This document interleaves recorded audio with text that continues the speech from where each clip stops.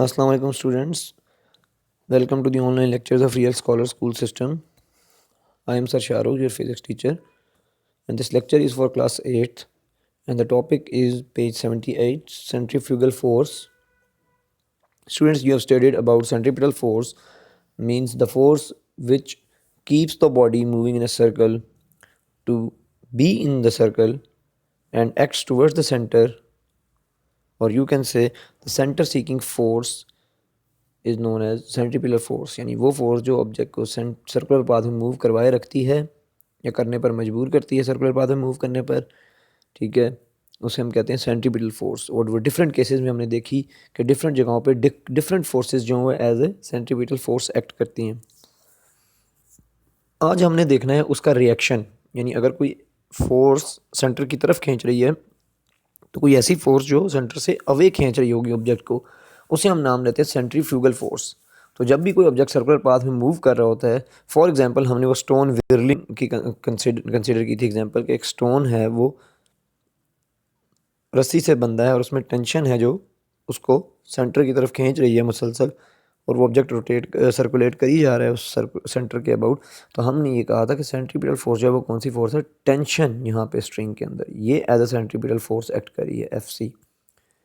But यहीं पर इस फोर्स के एक्शन के यानी रिएक्शन में एक फोर्स एक्ट करेगी जिसे आप सेंट्रीफ्यूगल फोर्स का नाम देंगे। आप इसे FUG भी लिख सकते हैं, बेस में फ्यूगल, F फ्यूगल यानी सेंट्रीफ्यूगल फोर्स। तो ये फोर्स और कुछ भी नहीं है, जस्ट सेंट्रीपिटल फोर्स का रिएक्शन है। तो इस फोर्स का फार्मूला भी क्या होगा आपके पास, वही फार्मूला होगा जो सेंट्रीपिटल फोर्स का है but with the negative sign. इस चीज़ को ज़रा नोट से देखते हैं।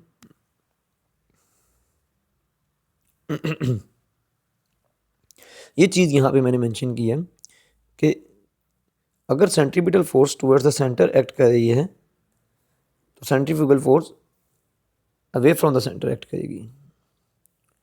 उसका मैग्नीट्यूड कितना होगा, जितना मैग्नीट्यूड आपके पास सेंट्रीपिटल फोर्स का है उतना ही मैग्नीट्यूड सेंट्रीफ्यूगल फोर्स का होगा, बट इन अपोजिट डायरेक्शन, क्योंकि एक टुवर्ड्स द सेंटर है और एक अवे फ्रॉम द सेंटर है। यूनिट उसका भी न्यूटन ही होगा क्योंकि वो भी फोर्स ही है। तो इस चीज़ को हम किससे रिलेट कर सकते हैं, न्यूटन के थर्ड लॉ से रिलेट कर सकते हैं, यानी जिसमें न्यूटन ने ये कहा था कि आपके पास किसी भी एक्शन का कोई ना कोई इक्वल बट अपोजिट रिएक्शन ज़रूर होता है। तो यहाँ पे centripetal force as an action act कर रही है टुवर्ड्स द सेंटर और centrifugal force away from the centre यानी एज अ रिएक्शन एक्ट कर रही है, ठीक है।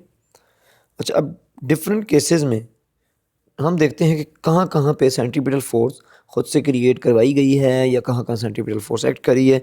तो इस चीज़ को हमने देखा था अभी तक एटम के अंदर, ग्रेविटेशन में जो हमारा स्पेस है उसके अंदर देखा था हमने, यानी ये जो प्लैनेट्स हैं एक दूसरे के गिर्द रिवॉल्व कर रहे हैं तो क्यों कर रहे हैं। लेकिन अब हम इनको देखते हैं अपनी डेली लाइफ की एप्लीकेशंस में कि कहाँ कहाँ सेंट्रीपिटल फोर्स एक्ट करी है या हमने खुद से एक्ट करवाई है। तो सबसे पहले एग्जाम्पल आती है आपके पास यहाँ पे बैंकिंग ऑफ रोड्स की। अब बैंकिंग ऑफ रोड्स का क्या मतलब है कि ये जो आपकी रोड्स होती हैं, कि शार्प कर्व्स टर्न्स पे आपने देखा होगा कि बज़ाहिर तो रोड का लेवल यूं होता है, लेकिन एक साइड से रोड को ऐसे टिल्ट किया होता है यूं, यानी आपकी गाड़ी बेंड होके मूव करके आ रही होती है यहाँ से। ये आपकी रोड है, ठीक है, ये पूरी रोड है और ये एक साइड से ऐसे उठी हुई होती है, जहाँ से मोड़, जिस तरफ मोड़ काटनी होती है आपने उसके अपोजिट साइड से रोड रेज की गई होती है। One end of the road is raised. This phenomena is known as banking of road. अब ये क्यों की जाती है, वो इसलिए की जाती है कि जब भी हम किसी शार्प टर्न पे गाड़ी को मोड़े तो एक तो हमारे हैंडल की फोर्स जो गाड़ी को मोड़ने में मदद दे रही है इस डायरेक्शन में, और दूसरी हमारे हैंडल के साथ साथ हम चाहते ही हैं गाड़ी को टिल्ट कर लें। टिल्ट करने से ये होता है कि जो वेट है हमारा डाउनवर्ड एक्ट कर रहा है, उस वेट के अगर मैं दो कंपोनेंट्स ड्रॉ करूँ, एक कंपोनेंट उसका इस डायरेक्शन में होगा, एक कंपोनेंट इस डायरेक्शन में। तो हमने ये किया, हमने ये कहा, या हम यूं कर सकते हैं कि उस वेट का कुछ पोर्शन या उस वेट का एक कंपोनेंट जो है वो हमारे पास यहाँ पे टुवर्ड्स द सेंटर एक्ट कर रहा है, यानी हम वेट को ही यूज़ कर रहे हैं कि वो हमारी गाड़ी को मोड़ने में मदद दे। तो यहाँ पे कौन सी force as a centripetal force act कर रही है इस रोड को टिल्ट करने के बाद, वेट के दो में से एक कंपोनेंट, ठीक है, तो हम यूँ कहेंगे the component of weight is acting here as a centripetal force, ठीक है। तो बैंकिंग ऑफ रोड्स जो है वो बेसिकली रोड का एक कोना जो है वो टर्न्स के ऊपर जो है वो रेज कर दिया गया, उठा दिया गया, इसको हम कह रहे हैं बैंकिंग ऑफ रोड।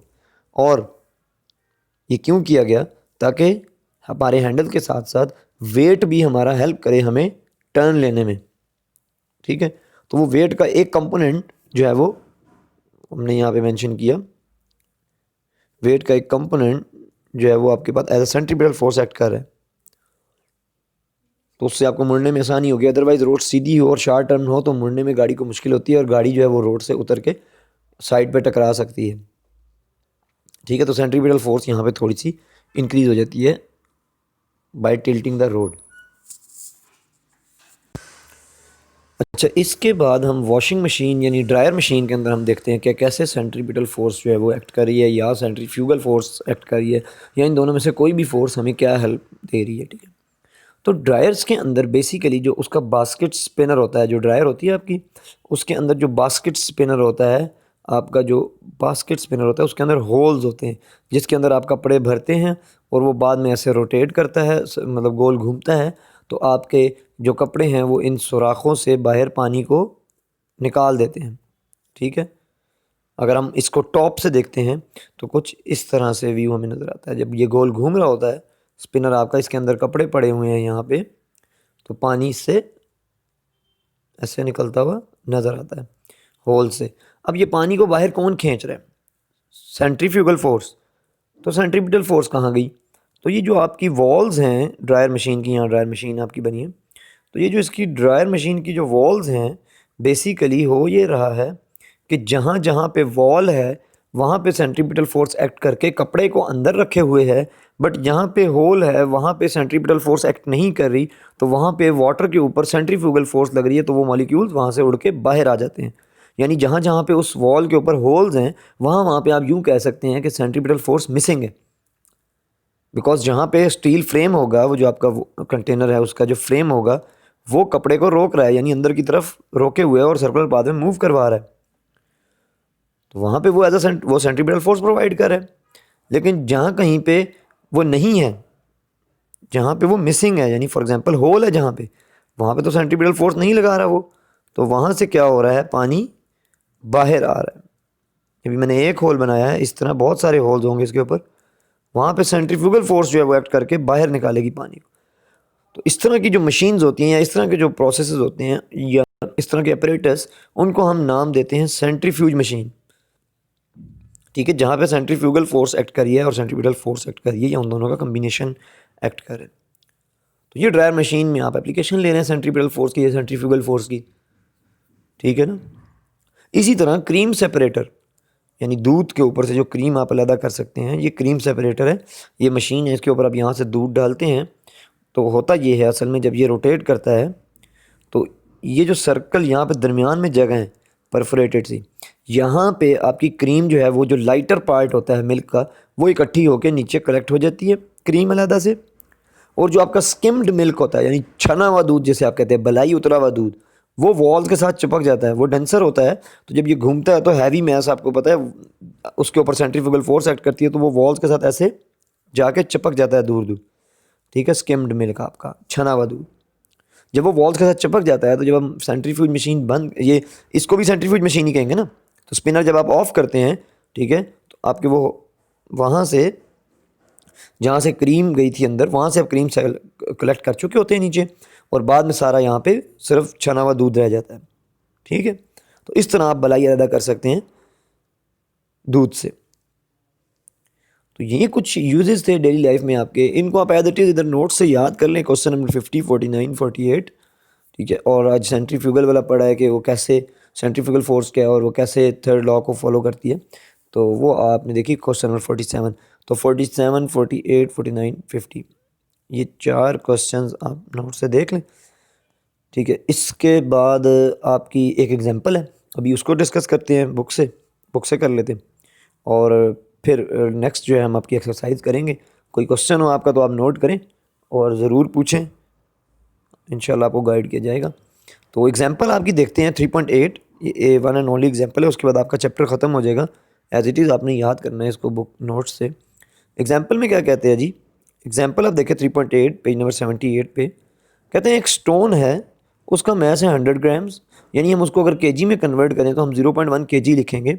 और केजी में हम कन्वर्ट किस तरह से करेंगे, आपके पास अगर 100 ग्राम्स हैं, इनको आपने केजी में कन्वर्ट करना है, तो आप ख़ुद से आप सिंपली इसको 1000 से डिवाइड करें और 1000 से मल्टीप्लाई करें। ग्राम्स आ गया साथ, ग्राम्स पहले का था। अब ये 1000 है, ये होता है किलो। बेसिकली इस 1000 को हम लिखते हैं 10 की पावर 3 और ये होता है किलो।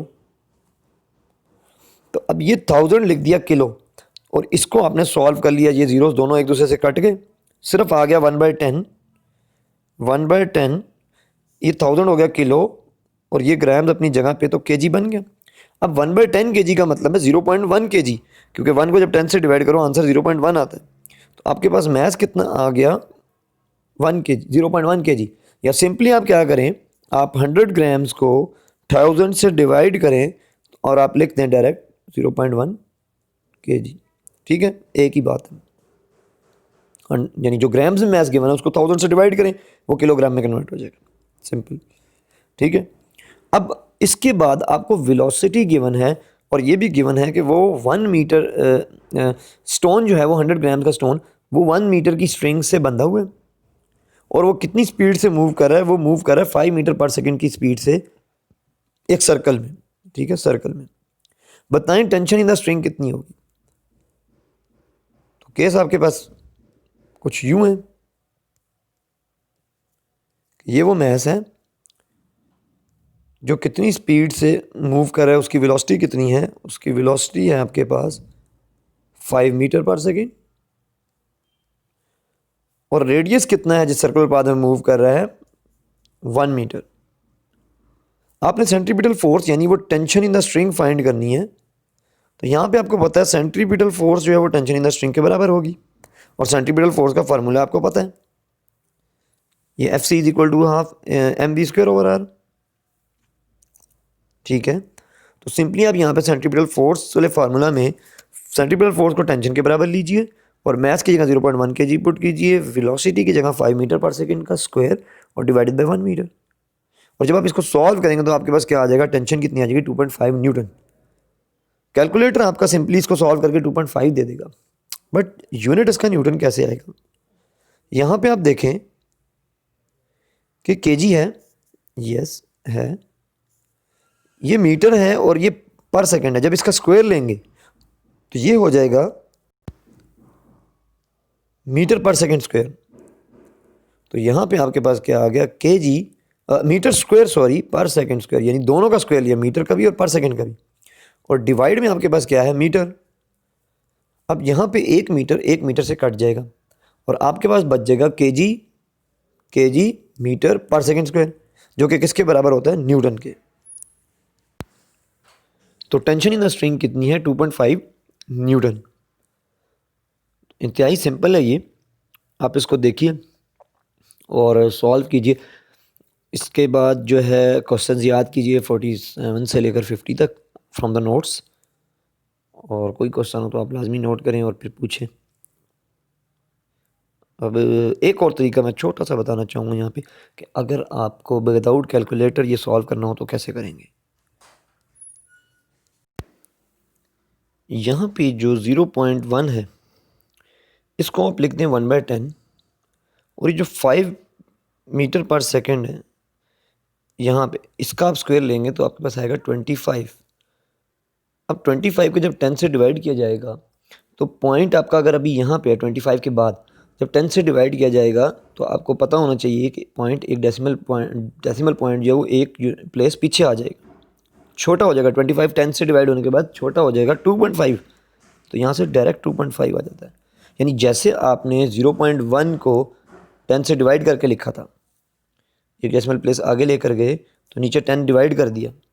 क्यों डिवाइड किया, क्योंकि पॉइंट जब यहाँ होता तो 1/10 था, जब 10 से डिवाइड करते तभी तो पॉइंट यहाँ आया था। ठीक है, तो 0.1 को जब 1/10 लिखा है तो 25/10 को 2.5 लिखेंगे। ठीक है, तो विदाउट कैलकुलेटर भी आपको अंदाज़ा होना चाहिए, सॉल्व करना आना चाहिए।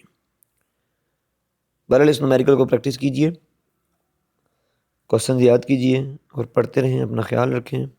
अल्लाह हाफिज़।